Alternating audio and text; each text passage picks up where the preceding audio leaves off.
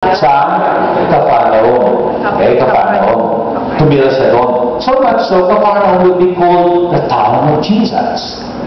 Alam niyo, noong 1985, that was my first time na punta ako sa Israel. Pag pumasok kayo dun sa lugar ng Capernaum, may gate po doon.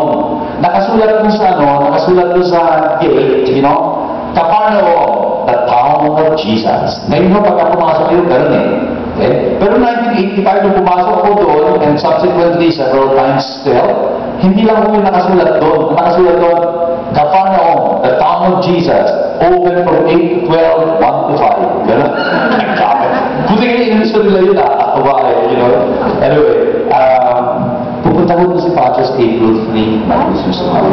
We'll have the privilege.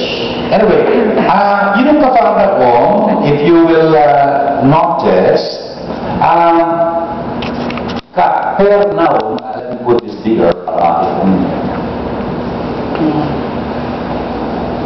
mas malinaw siguro, no? Opo. Ayun ang Capernaum. Nakikita niya? Ayun ang Capernaum. Iniwan niya ho ang Nazareth, dito siya lumaki, at naglagay siya doon sa Capernaum. Okay? Amen? Amen. Mabuti naintindihan natin yung lugar, yung pangyayari. Kasi when you're dealing with history, and the Gospels are very much historical, in the sense that it's all the history of Jesus, what he said and did. Alam niyo na history has two coordinates, you know, yung X and Y niya. You know, you have the time and the place. Pagka alam mo yung time, tapos alam mo yung place, alam mo kung ano nangyari doon. You know, something like that. Kunyari, February 21 to 26, 1986. EDSA. Alam mo agad kung ano nangyari. Maraming nangyari ng mga petsang yun sa ibang lugar sa mundo. Pero pagka sinabing EDSA, alam mo kung ano nangyari sa EDSA. Amen? Amen. Anyway, nang-aral ng tangke si Father June. Nandun ako. Nang-aral ng tangke. Anyway, my sisters, as you can see, Capernaum was nasa tabing dagat, di ba?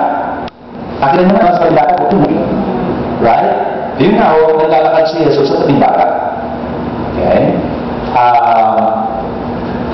Maglalakad siya dyan. Itong matutupad ditong mga hula ni Prophet Isaias is actually the first reading as a Sunday. I hope you understand me. Let me just show to you that I can move that. Ito ho, first reading na is that ho. And the first reading, actually, if you go down the line, I'm so sorry that this is too big.